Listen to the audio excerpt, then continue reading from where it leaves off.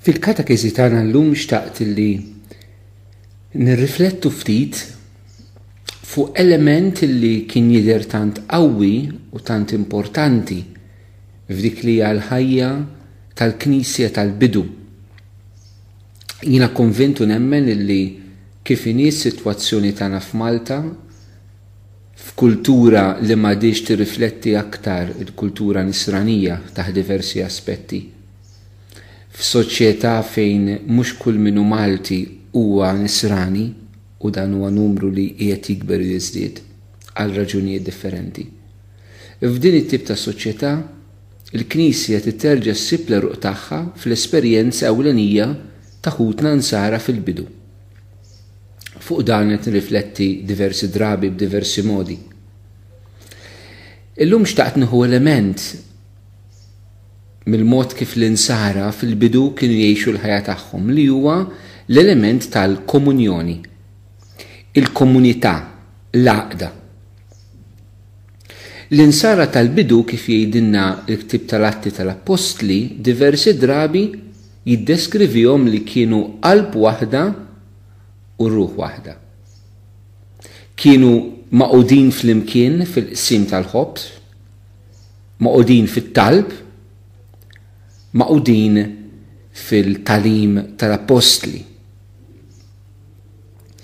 It-tema tal-għaqda eżistija n-nisrani mhix xi ħaġa kombinazzjoni, mhijiex sempliċiment bżonn uman, l-Ingliżi jgħidu birds of the same feather flock together.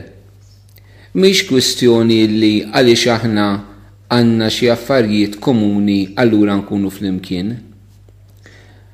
Għall-insara il-Knisja mhix klabb. Aħna maħniex eżistijej għaliex kombinazzjoni nemmnu f'Ġesu allura għandna xi ħaġa komuni noqogħdu flimkien. Isna xi grupp li għandna għan wieħed. Le. Aħna l-insara hija parti intrinsika, essenzjali, marbuta ħaġa waħda, ma tistax tifrida mill-fatt li inti tkun nisrani, jiġifieri li tgħid li inti nisrani. Imma m'hemm l-ebda għaqda maħutek insara, diffiċli ħafna tgħid li inti nisrani jekk tkun hekk. Għaliex il-ħajja nisranija minnha nfisha. Il-ħajja nisranija fiha nfisha tiżiġi titlob l-għaqda bejn l-aħwa dawk li jemmnu. U dan għaliex eżistijej. Naħseb jiena nistgħu insibu r-raġuni għaliex l-għaqda bejn l-insara aħna li nemmnu. Irdu kien hemm din l-għaqda bejnietna. Insibuha fil-persuna ta' Sidna Ġesu Kristu, f'minu Ġesu, fit-talim tiegħu. Mu speċjali l-fatt li Ġesu mhuwiex xi fundatur ta' reliġjon. Ġesu li ben ta' Alla illi sar bniedem. Alla li hu Trinità, Missier, Iben u Spiritu Santu, Alla li huwa allura komunità fih innifsu. U Ġesu nixtieq nirreferi b'mod partikolari għat-talba li jagħmel fl-aħħar ċena kif insibuha f'San Ġwan kapitlu 17 minn verus 20 sa 23. Ġesu f'diskors twil li jagħmel fl-aħħar ikla tiegħu mal-Apostli, l-ewwel jagħmel talba għall-Apostli, imbagħad jagħmel talba għal dawk li l-qudiem kellhom jemmnu bil-qawwa tal-kelma tal-Apostli. Illi f'dawn nistgħu ninkludu lilna aħna li ġejna wara l-Apostli, aħna li nemmnu f'Sidna Ġesu Kristu frott ta' tħabbira, tal-bxara, tal-predikazzjoni illi taw l-Apostli 2000 sena ilu u anke s-suċċessuri tagħhom illum li huma l-isqifijiet tagħna. Ħa nisimgħu it-talba li jitlob Ġesu. Minix nitlob għal dawn biss jitlob Ġesu, dawn biss huma 12 l-Apostlu. Imma wkoll għal dawk li qed jemmnu fija bis-saħħa tal-kelma tagħhom, mela jien u int. Nitolbok araw se jitlob Ġesu. Araw xi grazzja Ġesu talab il-missier għalina li kellna nemmnu. Nitolbok li jkunu l-kol ħaġa waħda. Kif inti fija, missier, u jiena fik, ħajkunu huma wkoll ħaġa waħda fina, biex hekk id-dinja temmen li inti batni. Il-glorja li jintajt li jiena tajta lilhom biex ikunu ħaġa waħda bħalma aħna ħaġa waħda. Jiena fihom u inti fija biex isiru ħaġa waħda għal kollox. Ħalli d-dinja taraf li inti batni u li ħabbejt lilhom kif ħabbejt lili. Tfletti vrusi sistili huma mimlijin b'tifsiriet tant profondi, xewqat tant profondi ta' Ġesu għalina. L-ewwel ħaġa, il-fatt li Ġesu jitlob lil missier għal din l-għaqda ta' bejnietna. Ejjew nħarsu l daqsxejn minn dan il-punt. Inti kemm titlob għall-għaqda bejn l-insara? Ma nitolbux għall-għaqda bejn l-insara għax mhijiex f'qalbna, għax qatt m'għandniex ix-xewqat tal-missier. Għax għadna ma twilidniex kompletament minn Alla. Għadna nies li mmorru l-Knisja, pero mimlijin bl-egoizmu tagħna, moħna fina nfusna. Nies li nimxu wara Kristu biex ninqdew bi Kristu ħalli aħna noqogħdu nħossuna tajbin. Biex aħna l-mulej joqgħod jaqlana l-grazzi, biex aħna l-mulej fejjaqna, dik il-fidi tagħna ħafna drabi eżistijaj. Mhix qed ngħid li fidi ħażina, pero mhix fidi adulta lanqas.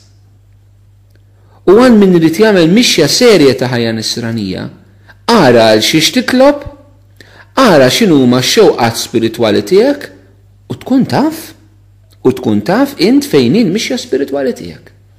Jekk inti relazzjoni tiegħek ma' Ġesu għadha limitata biex tfiq int biex il-mulej jsolvilek il-problemi tiegħek u tal-familja, jiġifieri inti għadek tħares lejn Kristu bħala xi ħadd li tinqeda bih biex int tħossok tajjeb. Ġesu eżistijaj irrid jixxukjana.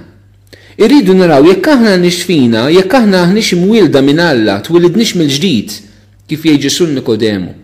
Jekk aħna nitwilġdu mill-ġdid mill-ilma u mill-Ispirtu, aħna nkunu li il-missier, fina rrid ikollna xewqat tal-missier.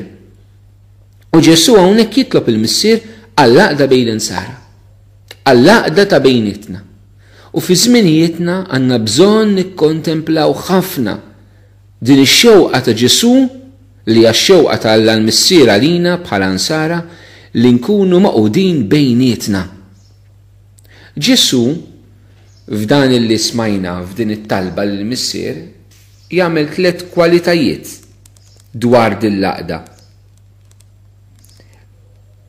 li huma dawn. Ġesu jridna maqudin f'Alla Trinità, iridna maqudin bħala Alla Trinità u ridna maqudin biex id-dinja temmen fih.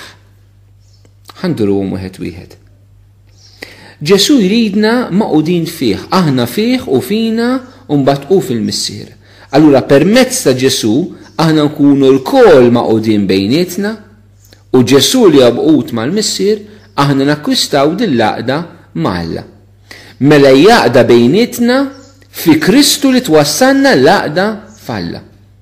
Mela mhux l-għaqda tagħna jiena u Ġesu biss waħdi u daqshekk, nitlob waħdi kollox għal rasi. L-eżistijaj, il-mulej meta sejjaħlek biex timxi warajh, sejjaħlek biex tkun dixxiplu tiegħu f'komunità nisranija.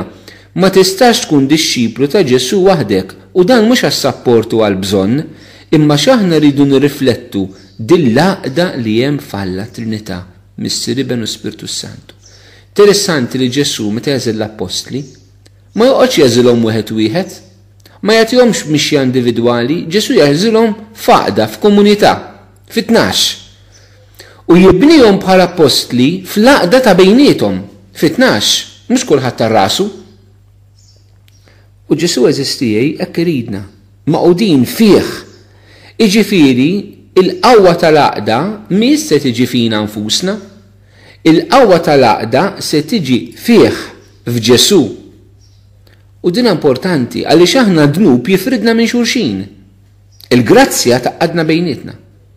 Id-dnub jifridna minn xulxin, jekk tinnutaw fid-dnub ta' Adam u Eva, mhux biss fridhom minn Alla, imma fridhom ukoll minn xulxin.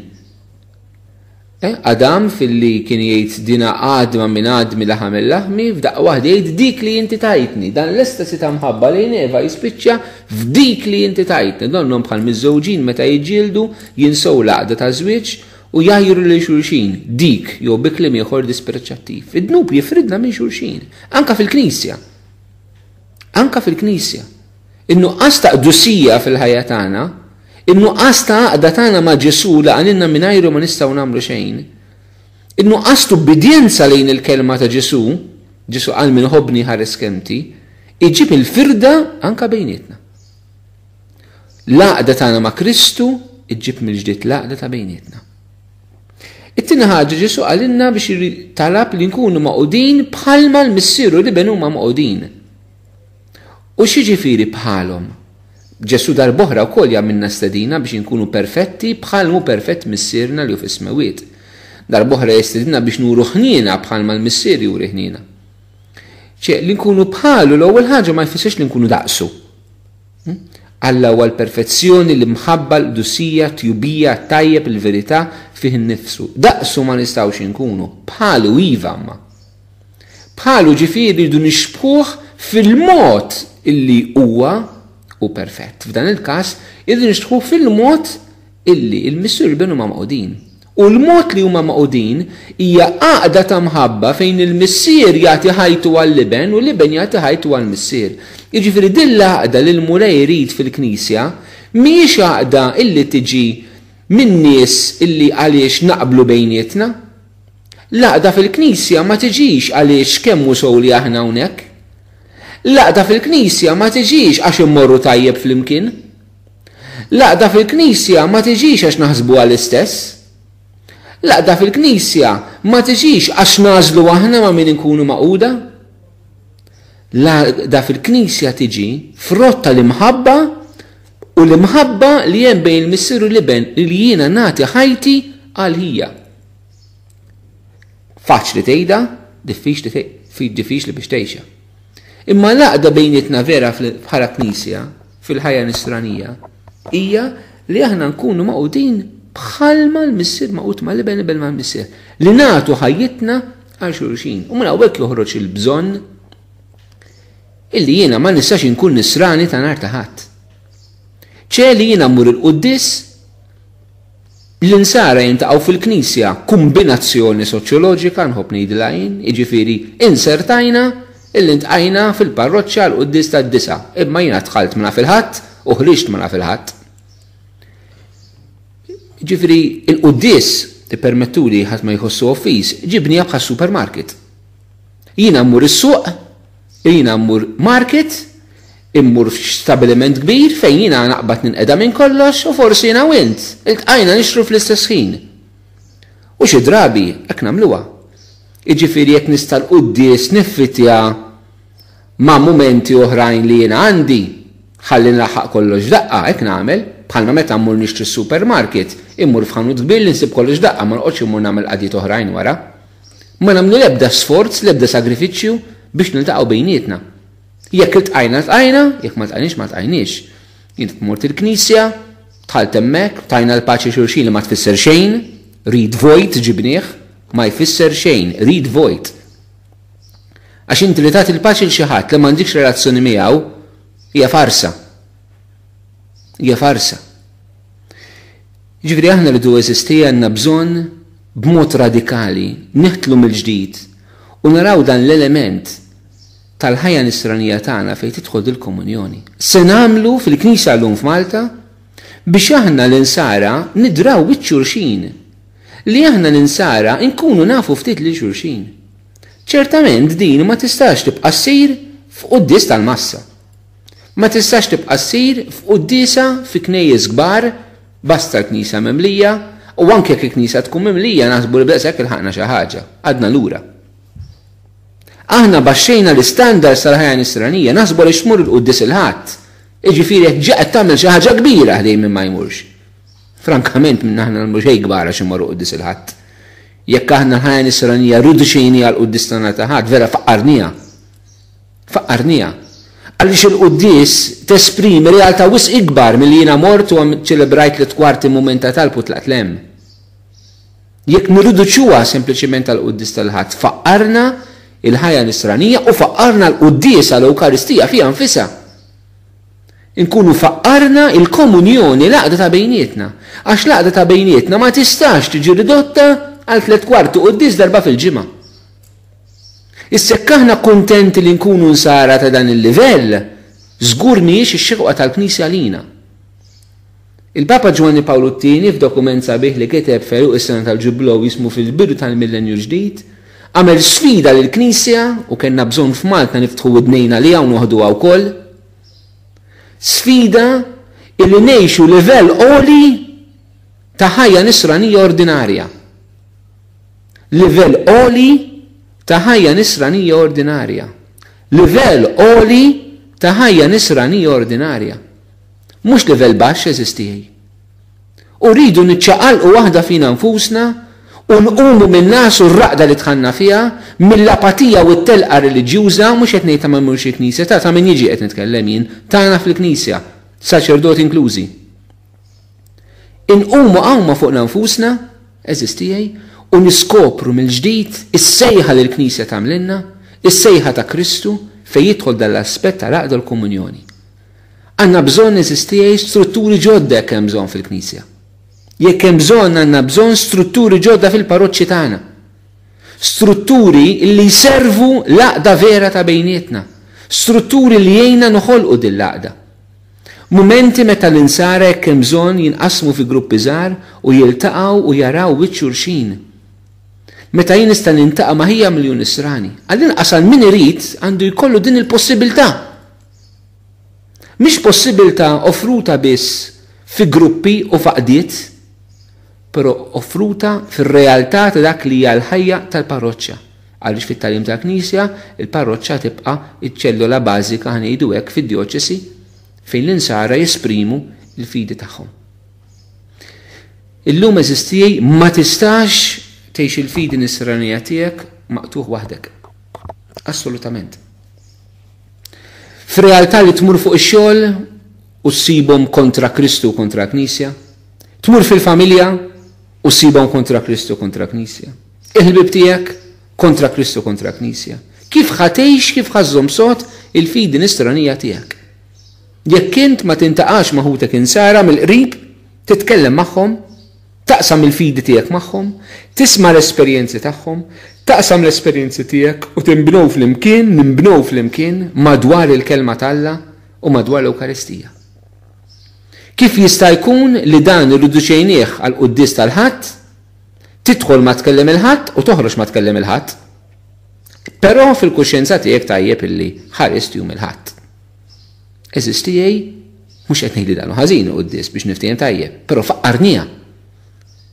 Faqqarna ir-realtà tal-għaqda ta' bejnietna. Billi riduċejnija għall-kmandament li ma mhux nagħmel xi dnub mejjed li ma mhux ma nismax qudies il-ħadd. Hija wisq iktar minn hekk. Wisq iktar minn hekk. U nixtieq eżistijaj li jkun hawn wħud minnkom tħallux da diskors għaddej fil-vojt. Taqgħux fi dnub li tisimgħu u ma tagħmlu xejn. Int min int li qed tisma' bħalissa. Int min int. Taqax fi dnub li tisma' u ma tagħmel xejn. Iċċaqlaq. Iċċaqlaq. Tibqax bidek fuq żaqek.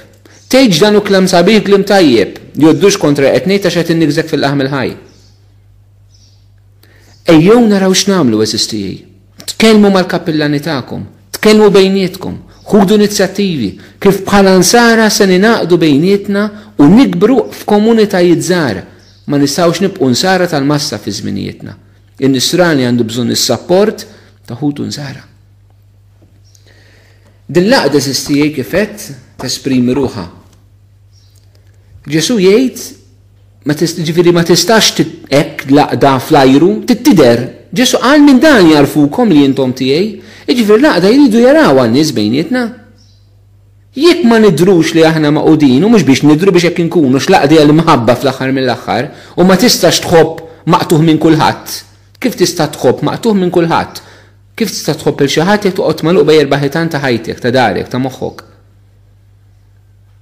L-imħabba tisprima ruħa f'persuna li inti tara, tdemmu l-laħam fiżikament, li tpoġġi ħdejha, li tismaħħa, li tikol magħha, li taqsam l-Ewkaristija magħha, li taqsam il-kelma tal-Alla magħha. L-imħabba tidher f'din laqda viżibbli. Ġesu sar viżibbli, ma baqax inviżibbli Alla li ma narawx. U Ġesu jrid isir viżibbli fi żminijietna fl-għaqda tal-insara, fl-għaqda ta' min jemmen bejnietna. Jekk aħna dil-laqda mis se tkun viżibbli, nagħmluha inviżibbli ma tidirx, aħna ħatja li in-nies ma jemmnux fi Kristu. Aħna ħatja li in-nies ma jemmnux fi Kristu. U għandna kont quddiem Alla xirdu nħallsu. Għandna dir-responsabilità tagħna quddiem Alla li rridu nwiġbu għaliha. Rridu nwiġbu għaliha. Għax Ġesu qal mill-laqda ta' bejnietkom id-dinja temmen lil missirbatni u temmen fija. In-nies f'Malta ma jemmnux biżżejjed fi Kristu għax l-insara Maltin mhumiex maqogħdin bejniethom. Mhux l-unika raġuni, imma żgur hija waħda mir-raġunijiet. Hija raġuni li ta' Ġesu u l-kelma tal-Alla hekk tgħid u hekk hu. U jekk ma temminx dan li qed ngħid għandek problema. Iftaħ għajnik. Ara se tagħmel. Ma nistgħux il-kelma tal-Alla nobsqu lura il-mulej f'wiċċu kif għamlulu fil-Passjoni billi nwarbu fil-ġenb il-kelma tiegħu. Ġesu qed jgħidilna, jekk aħna f'Malta rridu naraw is-sitwazzjoni tagħna kif inhi bħala Knisja.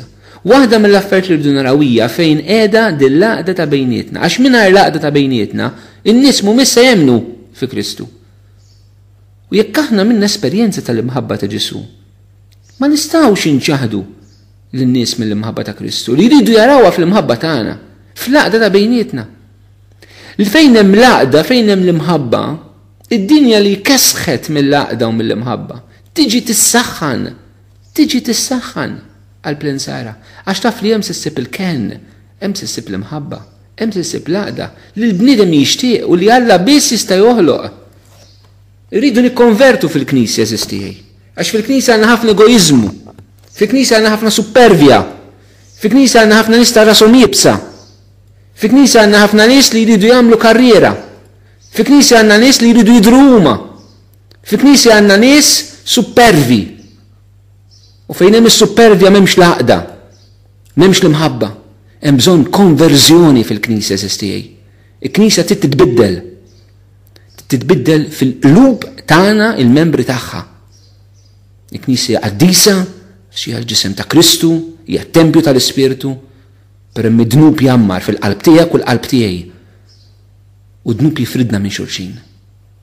Jekk irridu kunu sinjal ta' Knisja kredibbli, irridu kunu Knisja konvertita lejn il-qdusija, lejn laqda vera. Knisja li tirrifletti laqda ta' Trinità, għaqda li hija imħabba. Għalhekk sistej nixtieq nagħmilkom din l-istedina minn qalbi. Qegħdin fi żminijiet fejn hemm bżonn bidliet fil-Knisja. Mhux bidla fit-tagħlim, biex kulħadd toħossu komdu u ntaffu l-kuxjenza ta' kulħadd. Mhux bidla li nwessu l-Vanġelu biex kulħadd jidħol ħadd ma jitbiddel, kulħadd jibqa' kif inhu. Le sistijaj, bidla tal-qalb u waħda mill-elementi mhux biss, waħda mill-elementi tal-bidla tal-qalb li hemm bżonn hija dik li ġib laqda ta' bejnietna bħala insara. Ma nistgħux nibqgħu insara spalparjati, insara mifruda. Ftakru naraq biha.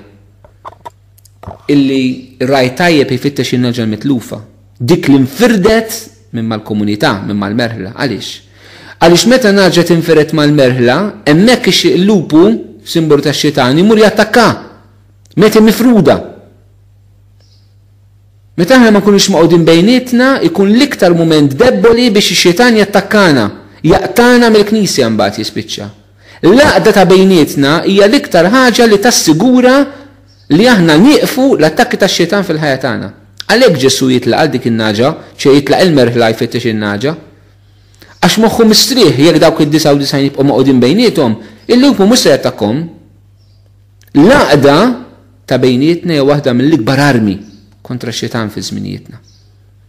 U fl-istess ħin iktar importanti hija s-sinjal li aħna verament mixin wara Ġesu u s-sinjal li d-dinja għandha bżonn tara biex temmen fi Kristu. Jalla aħna nilqgħu dan u ngħixuh ma' Marija illi fiċ-ċenaklu l-apostli u d-disċipli kienu maqudin ħaġa waħda magħha fit-talb u fil-ħajja ta' kuljum. Jekk nagħmlu dan, il-murija tinaslim.